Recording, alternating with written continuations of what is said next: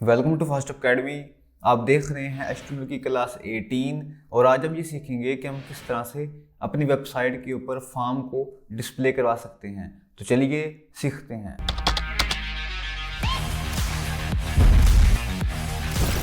Welcome back. ये है 18.html की फाइल और आज हम ये सीखेंगे कि हम किस तरह से अपनी वेबसाइट के ऊपर फॉर्म को डिस्प्ले करवा सकते हैं। तो मैं बात कर रहा हूँ ऐसे के फॉर्म की। तो आपने कभी ना कभी ऐसे का कोई फॉर्म जो है वो फिल कभी ना कभी किया ही होगा, जहाँ पर एक ये वाली होती है फील्ड नेम के लिए, पासवर्ड के लिए, यहाँ पे होते हैं बटन होता है, कोई मैसेज होता है, यहाँ पर होते हैं कुछ चेक बॉक्स होते हैं, ये होता है। तो यहाँ पर आपने ऐसे के जो फॉर्म्स है वो कभी ना कभी आपने को फिल किया ही होगा।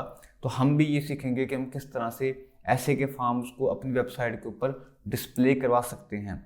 ओके, तो सबसे पहला जो टैग है जो आपने यूज़ करना है उसका नाम है फॉर्म। तो यहाँ पर आपने लिखना है फॉर्म और मैंने किया एंटर। तो ये है हमारा पहला टैग जो आपने यूज़ करना है फॉर्म्स को बनाने के लिए। जैसे मैंने ये लिखा तो यहाँ पर एक एट्रीब्यूट आ चुका है।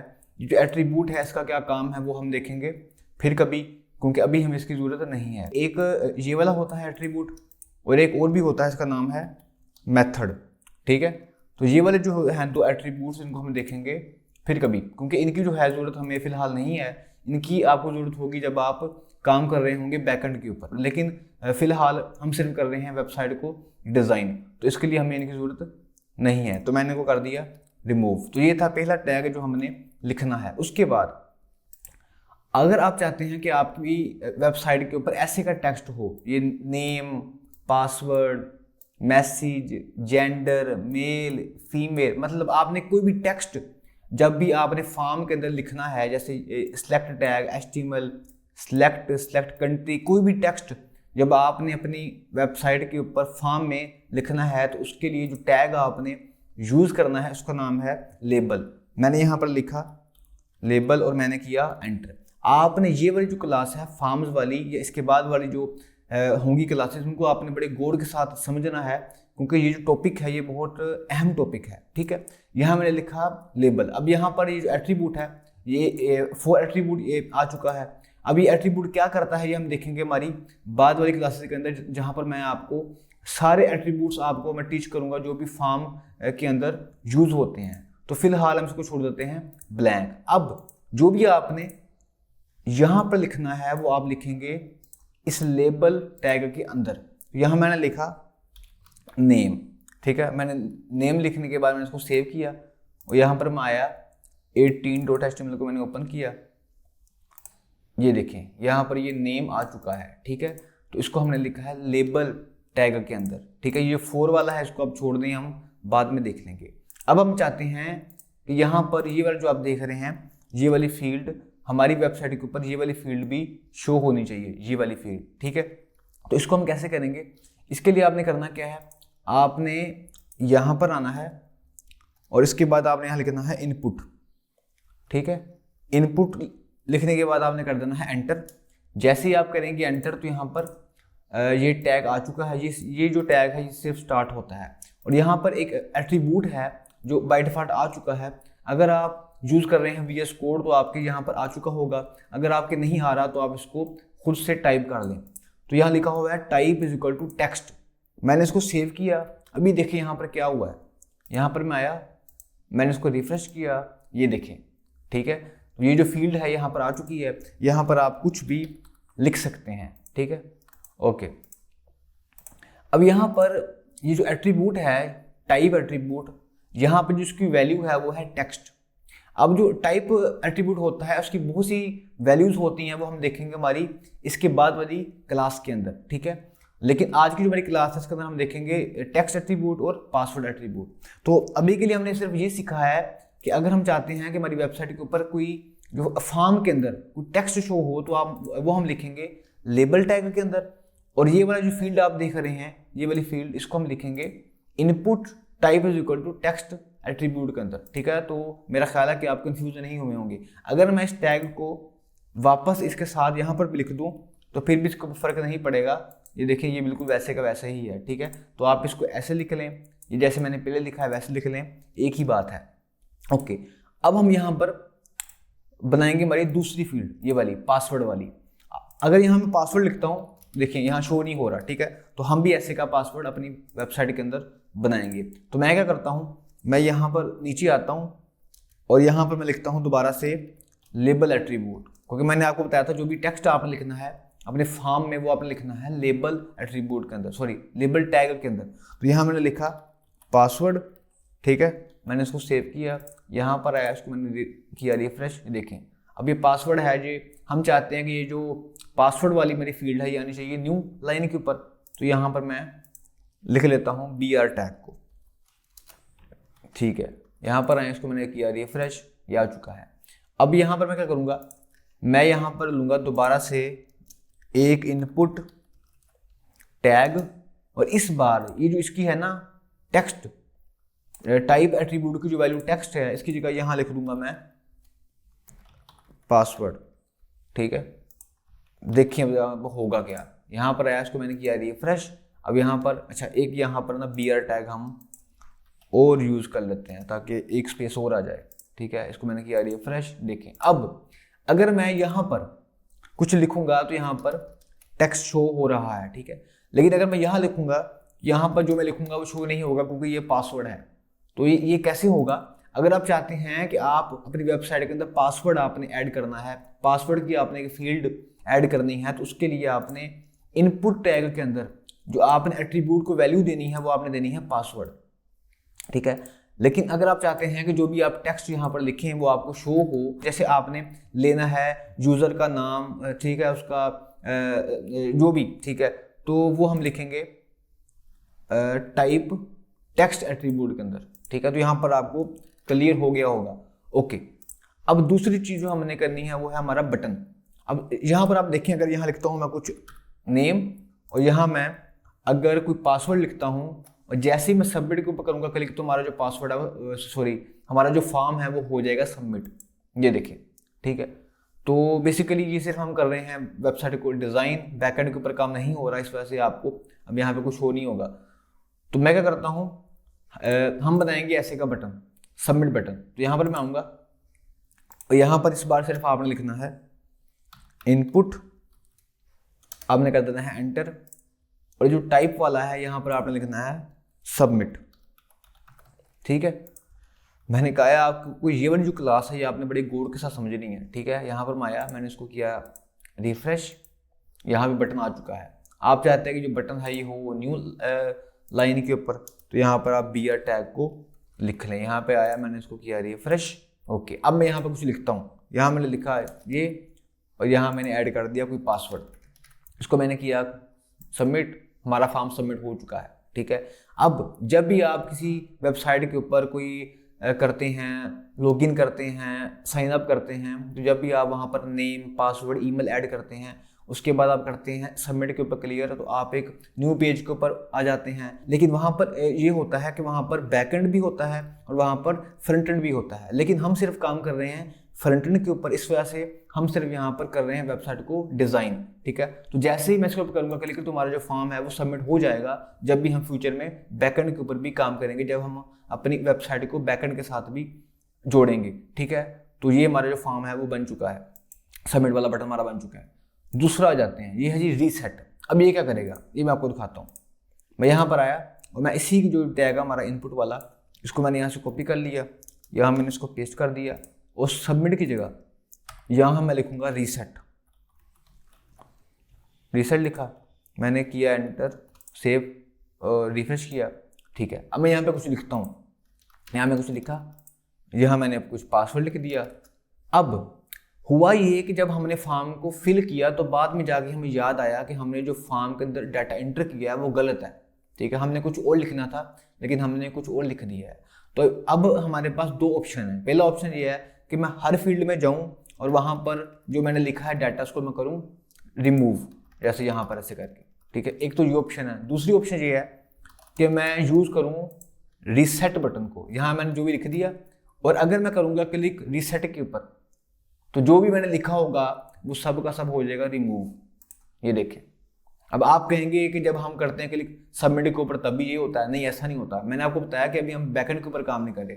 तो जब भी आप फ्यूचर में अपनी वेबसाइट को बिल्कुल तैयार करेंगे, फ्रंट एंड बैकएंड डाटाबेस सब कुछ होगा, तो जब आप यहाँ पर कुछ लिखेंगे, जब आप करेंगे सबमिट के ऊपर क्लिक, तो आपका जो फॉर्म है वो जो आपका डाटा है वो सबमिट हो जाएगा और वो आपको शो होगा कि आपका जो डाटा है, आपका जो फॉर्म है, या आप लॉगिन कर चुके हैं, आपका अकाउंट बन गया है, वो आपको होगा। लेकिन जो रीसेट होता है ये सिंपली सिर्फ ये करता है कि आपकी फॉर्म की फील्ड्स के अंदर जो भी डाटा होता है उसको कर देता है रिमूव। ये देखें, ठीक है। तो अब आपको क्लियर हो गया होगा। ओके, तो यहाँ तक हमने काम कर लिया है। हम ऐसे करते हैं कि हम यहाँ पर भी एक बियर टैग और लिख देते हैं, ठीक है। अगर आपको कोई चीज़ समझ नहीं आ रही तो आप बार बार देखें, ठीक है, आपको समझ में आ जाएगा। ओके, अब हम बनाते हैं ये वाला, ठीक है। तो यहाँ पे मैंने लिखा मैसेज, और आपको मैंने बताया है कि जो भी आपने टेक्स्ट लिखना है वो आपने लिखना है लेबल टैग के अंदर, ठीक है। यहाँ मैंने लिखा मैसेज या कॉन्टैक्ट अस या कुछ भी लिख लेता हूँ मैं, ठीक है जी।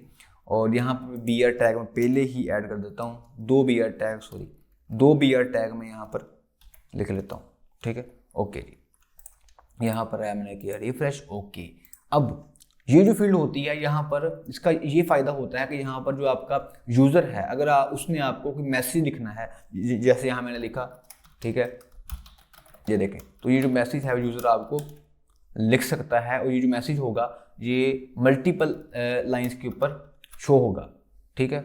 ओके, मैं इसको करता हूँ रीसेट। तो इसके लिए आपने क्या करना है, इसके लिए आपने यूज़ करना है कि टैग को, इसका नाम है टेक्स्ट एरिया। यहाँ मैंने लिखा टेक्स्ट एरिया, ये टैग आपका आ चुका है। अब यहाँ पर ना 4 हैं एट्रीब्यूट्स, नेम है, आईडी है, इनको आप छोड़ दें क्योंकि ये जो एट्रीब्यूट्स हैं इनको हम देखेंगे डिटेल के अंदर, ठीक है। बस ये वाले जो है ना इनको आप यहाँ पर रहने दें। यहाँ पर आया, इसको मैंने किया रिफ्रेश, देखें जी, अब ये जो हमारी वो फील्ड है वो बन चुकी है। अब यहाँ पर ये जो है ना, हाँ, हम चाहते हैं कि जो फील्ड ये वाली और ये जो मैसेज है ये आना चाहिए न्यू लाइन के ऊपर। मैं क्या करता हूँ, मैं टेक्स्ट एरिया के बाद यहाँ पर लिख देता हूँ बियर टैग, ठीक है। मैंने किया इसको रिफ्रेश, ये देखें। अब आप सोचेंगे कि ये क्या है, कॉलम और रो। तो आप चाहते हैं कि जो आपकी ये जो है ना फील्ड ये वाली, इसकी जो है ना हाइट और विड्थ अगर आपने करनी है कंट्रोल, तो उसके लिए आप यूज़ करेंगे कॉल एट्रीब्यूट को और रोज एट्रीब्यूट को। तो ये जो होता है ना रोज एट्रीब्यूट, इससे बनती है वेबसाइट की विड्थ, ये वाली। अभी आप देखिएगा, ये जो आप चीज़ देख रहे हैं ये वाली, ये बनती है रो एट्रीब्यूट के साथ, और जो ये वाली चीज़ है, सॉरी, ये बनती है कॉलम एट्रीब्यूट के साथ। मैं भी आपको दिखाता हूँ, ठीक है। मैंने क्या किया, मैंने ये जो लिखा है ना रो, इसको मैं कर देता हूँ 10 की जगह 15। अब आप देखें क्या होगा, इसको मैंने किया रिफ्रेश, देखें तो हमारा जो वो जो था ना फील्ड वो थोड़ी नीचे आ गई है, उसकी जो विड्थ है या हाइट है वो थोड़ी हो गई है ज़्यादा। और अगर आप चाहते हैं कि जो आपकी फील्ड है ये यहाँ से तो स्टार्ट हो, लेकिन ये होनी चाहिए ये होनी चाहिए यहाँ तक, मतलब फिलहाल ये है यहाँ तक, ये होनी चाहिए थोड़ी यहाँ तक, ठीक है। उसके लिए आप क्या करेंगे, उसके लिए आप जो इसका है ना कॉलम, उसको थोड़ा कर देंगे ज़्यादा। तो मैं कर देता हूँ इसको 40, मैंने इसको किया रिफ्रेश, ये देखिए, ठीक है। तो अब आपको आइडिया हो गया होगा। ओके, तो अगर हम इनमें से किसी एक को भी नहीं लिखते तो देखते हैं कि क्या फ़र्क पड़ता है। रिफ्रेश किया, ये देखिए, तो तब ये जो है ना इसकी लेंथ या विड्थ वो इतनी है, लेकिन ये बहुत छोटी है, तो हम इसको वापस ले आते हैं बाय डिफ़ॉल्ट जो पहले थी, ठीक है। तो आपको समझ में मेरी बात आ गई होगी, ठीक है। दोबारा सुन लें, जो भी आपने लिखना है टेक्स्ट ये वाला सिंपल, वो आपने लिखना है लेबल टैग के अंदर, और इसके लिए आपने यूज़ करना है टेक्स्ट एरिया टैग को। इसके लिए आपने यूज़ करना है इनपुट टैग को, इसके अंदर एट्रीब्यूट की वैल्यू होगी type is equal to text, और यहाँ पर type is equal to password, और यहाँ पर type is equal to submit, type is equal to reset. Okay, अब हम देखते हैं ये वाला, ठीक है। आपने देखा होगा कि बहुत सी होती हैं वेबसाइट, उनके अंदर कुछ फॉर्म्स होते हैं, वहाँ पर वो आपसे ये पूछते हैं कि आपका जो जेंडर है वो क्या है, फीमेल है या मेल है। तो ये देखें, तो ये कैसे बनेगा वो हम देखते हैं अभी। तो सबसे पहले हम लिखेंगे जेंडर, तो इसके लिए आपको पता है कि हम लिखेंगे इसको लेबल टैग के अंदर। यहाँ पर ना मैं बियर टैग भी लिख लेता हूँ, ठीक है, 2 बार लिख लेते हैं बियर टैग को। ओके, अब मैं लिखूंगा जेंडर क्या है, तो आपको पता है वो लिखेंगे हम लेबल टैग के अंदर, और यहाँ पे लिख देता हूँ मैं, अभी जो 4 एट्रीब्यूट है वो देख लेंगे हम बाद में, अपनी परेशान नहीं होना, ठीक है जी। जेंडर और सेमी कोलन, सॉरी कोलन भी लगा देता हूँ साथ। यहाँ पर आया, इसको मैंने किया रिफ्रेश, जेंडर आ चुका है, ठीक है जी। अब हमने ये जो है ना सिंबल, ये वाले हमने ये बनाने हैं, तो इसके लिए आपने यूज़ करना है दोबारा से इनपुट टैग को, लेकिन इस बार इसकी जो वैल्यू होगी एट्रीब्यूट की, उसका नाम होगा रेडियो, ठीक है। लिखा मैंने, ये इसको मैंने रिफ्रेश, यहाँ पर आया सीरीज, यहाँ पर ये आ चुका है। अब इसके साथ हमने लिखना है यहाँ पर मेल, तो आपको पता है मैंने कहा जो टेक्स्ट होगा वो होगा लेबल टैग के अंदर, तो यहाँ मैंने लिखा दोबारा से लेबल टैग, और यहाँ मैंने लिख दिया मेल, ठीक है जी। इसको मैंने किया रिफ्रेश, देखें जी आ चुका, ठीक है जी। ओके, अब हमने साथ लिखना है फीमेल, तो मैं इसी को कॉपी कर लेता हूँ, यहाँ पर आया, क्योंकि हमने लेबल टैग भी करना है यूज साथ, और हमने साथ इनपुट टैग को भी यूज़ करना है, तो मैं फीमेल लिख लिया मैंने, यहाँ पर आया, मैंने किया रिफ्रेश, देखें जी बन चुका। अब इसके ऊपर करता हूँ मैं क्लिक, लेकिन ऐसा तो होना नहीं चाहिए, ठीक है, यहाँ तो कोई मेल होगा, यहाँ कोई फीमेल होगा, जैसे हमारे यहाँ पर शो हो रहा है, ठीक है, लेकिन यहाँ पर ये दोनों कर रहा है सेलेक्ट, तो इसके लिए मैं आपको बताता हूँ अभी, ठीक है। फिलहाल आपने समझ लिया होगा कि हमने जेंडर के लिए लिखा है लेबल टैग, और उसके बाद मेल के लिए लेबल टैग और फीमेल के लिए लेबल टैग। अगर आप लेबल टैग को यूज नहीं भी करते तो फिर भी ठीक है, ठीक है। फॉर एग्जांपल अगर मैं लेबल टैग को यहाँ पर, ये जो है इसको मैं करता हूँ कमेंट, और मैं जेंडर को वैसे ही लिख देता हूँ सिंपल, ठीक है। फॉर एग्जांपल H2 टैग में, H3 में, या वैसे लिख देता हूँ, इसको मैंने किया रिफ्रेश, तो यहाँ पर आ तो जाएगा, लेकिन आपने इसे करना नहीं है, ठीक है। आपने हर जो आपका वैल्यू है, जो जो टेक्स्ट है, उसको आपने टैग में ही लिखना है, ठीक है जी। ओके, अब यहाँ पर जो हमारा प्रॉब्लम था उसको हम सॉल्व करते हैं। यहाँ पर हम यूज करेंगे एक एट्रीब्यूट को, ठीक है। जो एट्रीब्यूट्स हैं हमारे फार्म की, वो हम देखेंगे हमारी बाद वाली क्लास में या उसके बाद वाली क्लास के अंदर, लेकिन आज हम देखेंगे एक एट्रीब्यूट को जो बहुत ज़्यादा यूज हमने करना है जब भी हमने यूज करना है रेडियो एट्रीब्यूट को या उसकी वैल्यू को। तो आपने करना क्या है, ये जो है ना आपका मेल वाला टैग, सॉरी, ये जो आपका है ना ये वाला इनपुट वाला टैग, आपने इस इनपुट वाले टैग में लिखना है एक एट्रीब्यूट, इसका नाम है नेम, ठीक है। और यहाँ पर आप कुछ भी लिख दें, यहाँ लिख देता हूँ मैं जेंडर, ठीक है। और इसी एट्रीब्यूट को आपने यहाँ से कॉपी करना है, उसको आपने यहाँ भी लिखना है, जो हमारा दूसरा है ना फीमेल वाला इनपुट, तो वहाँ भी लिखना है आपने, ठीक है। तो मैंने इसको यहाँ भी लिख दिया, इसको मैंने यहाँ भी लिख दिया। अब यहाँ पर आपने एक बात गौर करनी है, गौर ये करनी है कि जो है ना नेम एट्रीब्यूट, इसकी जो वैल्यू है वो यहाँ जेंडर है, तो यहाँ भी जेंडर ही होनी चाहिए, मतलब जो टेक्स्ट जो वैल्यू आपने यहाँ लिखी है ना, बिल्कुल वही वैल्यू यहाँ पर भी होनी चाहिए, ये बिल्कुल सेम होनी चाहिए, ये वैल्यू और ये वैल्यू, ठीक है। इसको मैंने सेव किया, यहाँ पर आया, रिफ्रेश किया, अब देखें ज़रा आप, इस पर किया क्लिक या इस पर किया क्लिक, तो अब वैसे हो रहा है, ठीक है। मैंने आपको पहले कहा हुआ है कि आपका ये काम है कि आपने प्रैक्टिस करनी है। समझ में कोई बात नहीं आई, वीडियो को दोबारा देखें, जब समझ में आ जाए, वीडियो कंप्लीट हो जाए, तो आपने करनी है प्रैक्टिस, प्रैक्टिस प्रैक्टिस प्रैक्टिस, फिर आपको बातें समझ में आना शुरू हो जाएंगी। और अगर आपसे गलतियां होती हैं तो ये तो अच्छी बात है, गलती होना अच्छी बात होती है, ठीक है जी। Okay okay okay okay okay, ठीक है जी, अब ठीक है, ठीक है जी। उसके बाद अब यहाँ पर आते हैं, अब हमने क्या बनाना है, अब हमने बनाना है चेक बॉक्स। अब इसके अंदर क्या होगा, इसके अंदर हम एक से ज़्यादा वैल्यूज़ को सिलेक्ट कर सकते हैं, ठीक है। वो हमसे पूछ रहा है कि आप कौन कौन सी लैंग्वेज आपको आती है या आपने सीखनी है, तो वो हम यहाँ पर ज़्यादा को चेक कर सकते हैं, ठीक है। यहाँ पर ये था कि यहाँ पर या तो मेल होगा या फीमेल होगा, लेकिन यहाँ पर ज़्यादा वैल्यूज़ को हम चेक कर सकते हैं, ठीक है। इसके लिए भी थोड़ा चेंज होगा। फिर यहाँ पर मैं आया, यहाँ मैंने लिखा बियर टैग, ठीक है। मेरा ख्याल आपके लिए ना ये वाली जो क्लास है ज़्यादा मुश्किल नहीं होगी, ईजी चीज़ है, ठीक है जी। यहाँ मैंने लिखा लेबल, और लेबल में हमने क्या लिखना है जी, लेबल में हमने लिखना है, मैं देख लेता हूँ भी क्या लिखना है, सेलेक्ट लैंग्वेज, ठीक है। तो इसको यहीं से कॉपी कर लेते हैं, यहाँ पर आया, इसको मैंने यहाँ पर पेस्ट कर दिया, सॉरी, ठीक है, सेलेक्ट लैंग्वेजेस। और उसके बाद हमने यहाँ पर लिखना है ये वाले हमने बनाने हैं ना, ठीक है। तो पहले हमने यूज़ किया था इनपुट टाइप रेडियो को, और इस बार हम यूज़ करेंगे इनपुट टाइप चेक बॉक्स को। ठीक है, चेक बॉक्स यहाँ मैंने लिख दिया, मैं यहाँ पर आया, इसको मैंने किया रिफ्रेश, ये देखें वो वहाँ पर आ चुका है। साथ हमें लिखना है टेक्स्ट भी, जैसे HTML CSS जो भी, तो वो आपको पता है कि वो भी होता है लेबल टैग के अंदर। यहाँ मैं लिखता हूँ HTML, और मैं ना इसी को कॉपी कर लेता हूँ यहाँ पर मैंने लिखा, इसको फिर पेस्ट कर दिया, एक बार फिर पेस्ट कर देता हूँ। और यहाँ मैंने लिखा, क्या लिखा, यहाँ मैंने लिखा CSS, और यहाँ मैंने लिखा जावास्क्रिप्ट, शॉर्ट में इसको मैं कर देता हूँ JS। यहाँ पर आया, इसको मैंने किया रिफ्रेश सीरीज। ठीक है, अब यहाँ पर मैं मल्टीपल वैल्यूज़ को चेक कर सकता हूँ। यहाँ पर आपने नेम एट्रीब्यूट को यूज़ नहीं करना, मतलब बेसिकली हमने करना है, लेकिन वो उसकी हमें यहाँ पर जरूरत फिलहाल नहीं है। ठीक है, तो ये देखिए ये हो रहा है। ठीक है, ज़्यादा वैल्यू को आप सेलेक्ट कर सकते हैं।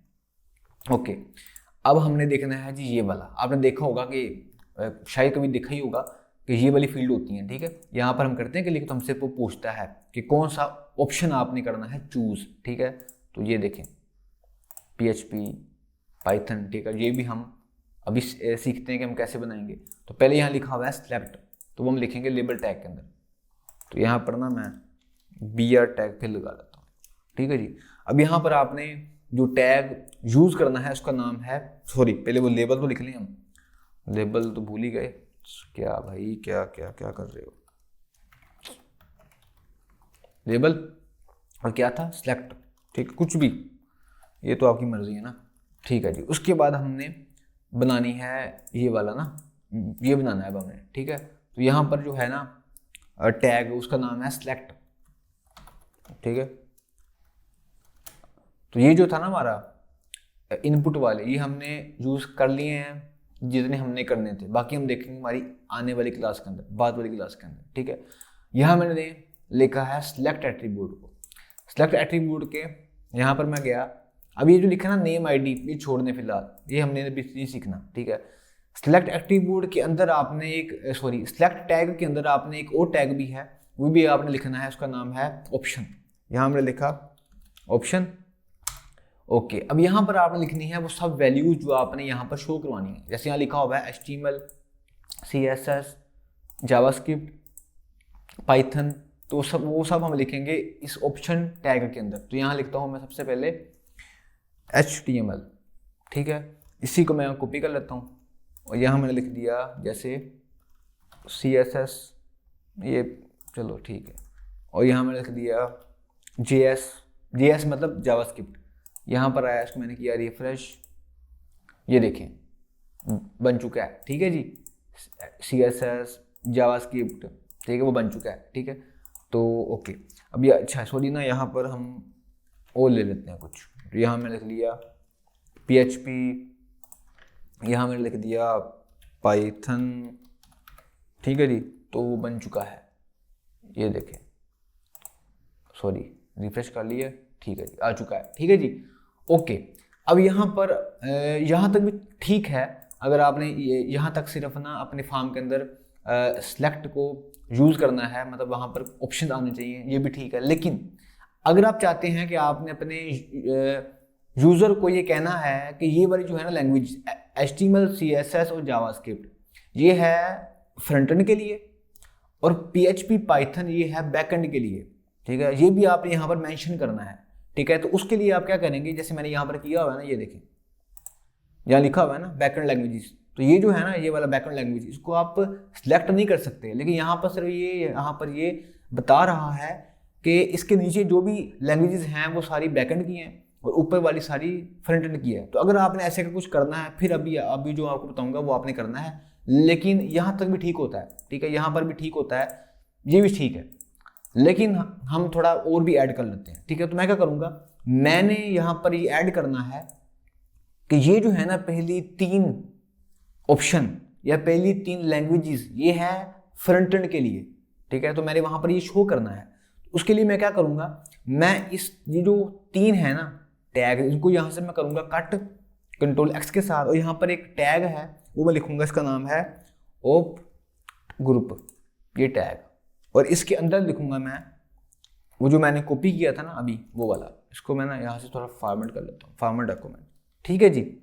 यहाँ पे मैंने इसको लिख लिया है, और यहाँ पर आपने ये जो है ना आपका ओप टैग, यहाँ पर आपने लिखना है एक एट्रीब्यूट्स का नाम है लेबल, लेबल, और लेबल में आपने वो लिखना है जो आपने वहाँ शो करवाना है। तो यहाँ मैंने शो कराना है फ्रंट एंड लैंग्वेजेस, ठीक है। अभी अब देखिए मैंने किया गया, आपने कंफ्यूज नहीं होना। अब देखें ज़रा, रिफ्रेश किया, मैं यहाँ पर गया, ये देखें अब HTML CSS और जावास्क्रिप्ट के ऊपर आ गया फ्रंट एंड, ठीक है। तो आपका जो है ना यूज़र उसको आइडिया हो जाएगा कि ये जो लैंग्वेज है ये फ्रंट एंड की है, ठीक है।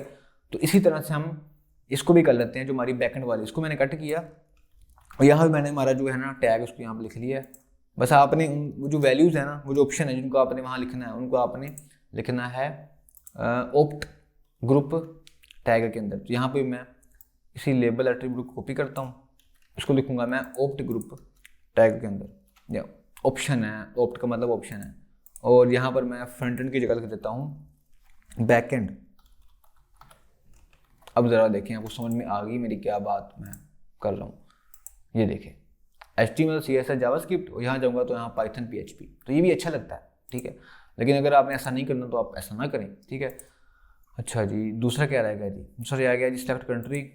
अच्छा, अब ये वाला देखें, ये क्या है, ये ऐसे है कि यहाँ पर ये जो है ना सिलेक्ट वाला, यहाँ पर हम चूज़ करते हैं, लेकिन ये जो है यहाँ पर हम खुद टाइप करते हैं, लेकिन जो हम टाइप करते हैं वो वैल्यू जो है वो पहले से हमने वहाँ पर ऐड की होती हैं। जैसे यहाँ लिखा हुआ है सिलेक्ट कंट्री, तो यहाँ लिखता हूँ मैं कंट्री का नाम, मैंने लिखा यहाँ पर सबसे पहले लिखा मैंने पाकिस्तान, यहाँ मैंने लिखा P। अब वो वाली कंट्री जो P से स्टार्ट होती हैं या जिनके नाम के अंदर P आता है, वो सब कंट्रीज आपको यहाँ पर शो हो रही हैं। बेसिकली ये सब कंट्रीज़ के नाम हमने खुद ही लिखे हुए हैं, अभी मैं आपको दिखाता हूँ कैसे लिखे हैं। तो यहाँ पर आपको ये शो हो रही हैं, यहाँ मैंने लिखा A, तो ये सिर्फ वही पाकिस्तान आ गया। अगर आप चाहते हैं कि अच्छा मैंने यहाँ लिखा फॉर एग्जांपल I, ये देखें, तो यहाँ पर जिन कंट्रीज़ के अंदर I आता है वो सब यहाँ पर आ चुकी हैं। जैसे यहाँ लिखा है Pakistan, Philippines, India, Ireland, Italy, ठीक है। अगर यहाँ लिखता हूँ दोबारा मैं N और D, देखें इंडिया, तो ये भी आपको समझ में आ गया होगा कि यहाँ पर मैं क्या बात कर रहा हूँ, ठीक है। मैंने इसको किया रीसेट, तो ये हम कैसे बनाएंगे ये भी देख लेते हैं। ओके, यहाँ पर सबसे पहले मैं क्या करता हूँ, यहाँ पर मैं यहाँ पर भी बियर टैग ले लेता हूँ। ओके, ठीक है जी, और यहाँ पर मैं सबसे पहले लिखूँगा लेबल टैग को, ठीक है, क्योंकि हमने वहाँ पर लिखना है कि सेलेक्ट कंट्री, अपनी कंट्री को आप सेलेक्ट करें। और यहाँ पर मैं लिखूँगा टैग लिखूँगा एक, इसका नाम है इनपुट, ठीक है। और सॉरी, इस बार हमने ना यहाँ लिखना है लिस्ट, और यहाँ पर आपने लिखना है कुछ भी, ठीक है। बेसिकली हम यहाँ बात कर रहे हैं कंट्रीज़ के बारे में, तो यहाँ मैंने लिख लिया कंट्रीज़, ठीक है, कुछ भी लिख लें। ये जो वाला है ना, ये वाला अभी जो मैं आपको सिखा रहा हूँ, इसका इतना यूज़ तो नहीं है, बेसिकली ज़्यादा यूज़ तो ये वाला होता है सेलेक्ट वाला, लेकिन ये है तो देख लेते हैं, ठीक है। ओके, ये हो गया। उसके बाद आपने यहाँ लिखना है टैग, इसका नाम है डाटा लिस्ट, लिख दिया। ओके, अब डाटा लिस्ट बिल्कुल वैसे ही है जैसे था सिलेक्ट, और सिलेक्ट टैग में होते थे ऑप्शन टैग, इसी तरह से डाटा लिस्ट टैग में भी होंगे ऑप्शन टैग। यहाँ पर आप लिखना है बिल्कुल वैसे ही ऑप्शन टैग को, ठीक है। और जो भी कंट्रीज आप लिखनी है वो आप लिखनी है इस बार वैल्यू टैग के अंदर, सॉरी वैल्यू एट्रीब्यूट के अंदर। जो था ना हमारा सिलेक्ट वाला, वहाँ पर ये होता था कि वहाँ पर हम लिखते थे ऑप्शन टैग के यहाँ पर, ठीक है। लेकिन जो हमारा ये है ना डाटा लिस्ट, उसके अंदर आपने यहाँ पर नहीं लिखना, वो अपने यहाँ पर लिखना है। तो यहाँ मैंने लिखा फॉर एग्जांपल पहला पाकिस्तान, कॉपी करता हूँ, यहाँ लिख दिया मैंने इंडिया, ठीक है। और एक कॉपी और कर लेता हूँ, यहाँ मैंने लिख दिया इटली, इटली, ठीक है। कंफ्यूज तो नहीं ना आप कहीं हो गए, ठीक है। तो यहाँ पर आते हैं, इसको मैंने किया रिफ्रेश, देखें अभी नहीं बना। क्यों नहीं बना? क्योंकि यहाँ पर आपने एक चीज़ और ऐड करनी है। ये जो है ना आपका डाटा लिस्ट वाला टैग, यहाँ पर आप लिखना है एक एट्रीब्यूट आईडी, और जो वैल्यू आपने यहाँ दी थी ना, यहाँ पर बिल्कुल वही वैल्यू आपने यहाँ पर देनी है, चेंज नहीं होनी चाहिए, बिल्कुल सेम होनी चाहिए। यहाँ पर आया, रिफ्रेश किया, अब देखें, अब यहाँ लिखता हूँ मैं फॉर एग्जाम्पल आई, देखें जहाँ जहाँ आई है वहाँ पर आ गया है NDI, ठीक है, तो वो सब कुछ आ चुका है। दोबारा सुन लें, अगर आपने ऐसे करना है, सबसे पहले आप लिखेंगे इनपुट में आप लिखेंगे एक एट्रीब्यूट्स का नाम है लिस्ट, और यहाँ पर कोई नाम आप लिख देंगे जो भी आपने लिखना है। उसके बाद आपने लिखना है डाटा लिस्ट टैग को, और यहाँ पर आपने ऑप्शन टैग में वैल्यू दे देनी जो आपने वहाँ पर शो करवानी है, और इसके बाद आपने वैल्यू जो है वो वैल्यू एट्रीब्यूट में लिखनी है। जो था ना ये वाला हमारा सिलेक्ट वाला, वहाँ पर हम लिखते थे यहाँ पर ऑप्शन टैग के स्टार्ट और एंड टैग के दरमियान के अंदर, लेकिन यहाँ पर आपने इसको लिखना है वैल्यू के अंदर, और लास्ट में आपने डाटा लिस्ट के अंदर देनी है एक एट्रीब्यूट, और उस एट्रीब्यूट की वैल्यू इनपुट में जो एट्रीब्यूट है वो सेम होनी चाहिए, ये सेम होनी चाहिए। अब आपको समझ में आ गई होगी मेरी बात, ठीक है। तो हमने फॉर्म को क्रिएट कर लिया है। अब ये वाला फॉर्म है जो जहाँ से देख देख के हम बना रहे हैं। तो आप ज़रा यहाँ पे गौर करें कि ये जो फॉर्म है, इस फॉर्म के साइडों पे बॉर्डर है ना, ये वाला बॉर्डर। ये बॉर्डर कैसे बनेगा वो देख लेते हैं। अब ये करना क्या है कि आपने फॉर्म टैग के बाद, मतलब फॉर्म टैग का स्टार्ट टैग और फॉर्म टैग का एंड टैग, इसके दरमियान आपने जो भी लिखा है उसको आपने यहाँ से कर लेना है कट, ठीक है। यहाँ से इसको मैंने कर लिया सबको कट, और अब फॉर्म टैग में आपने लिखना है टैग, इसका नाम है फील्ड सेट, और फील्ड सेट के अंदर आपने लिखना है जो भी अभी आपने लिखना है। जैसे जो मैंने किया था ना, कट किया था, वो मैंने लिखना है। मतलब जो भी आपने अपने फॉर्म के बॉर्डर के अंदर लिखना है वो आपने फील्ड सेट के अंदर लिखना है। ये देखें, तो फील्ड सेट के अंदर मैंने लिखा है जो भी मैंने लिखा है। अब ज़रा देखें यहाँ पे हुआ क्या है। ये देखें बॉर्डर यहाँ पर आ गया है। अब यहाँ पे एक फ़र्क है, फ़र्क ये है कि ये जो लिखा हुआ है ना, please fill out the form carefully, इस बॉर्डर के अंदर लिखा हुआ है काफ़ी स्टाइल के साथ। तो ये कैसे होगा, उसके लिए आपने करना है क्या कि आपने ये फील्ड सेट के टैग के बिल्कुल फ़ौरन बाद आपने यहाँ लिखना है टैग, इसका नाम है लेजेंड, ठीक है।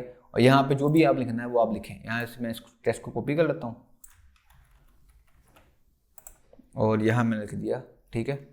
और यहाँ पर आके मैंने किया रिफ्रेश, ये देखें बिल्कुल वैसे ही आ गया है। अगर आपने ये बॉर्डर वगैरह ऐड करना है तो आप फील्ड सेट और लेजेंड टैग को यूज़ कर सकते हैं। तो आज आपने फॉर्म बनाना सीख लिया है फाइनली।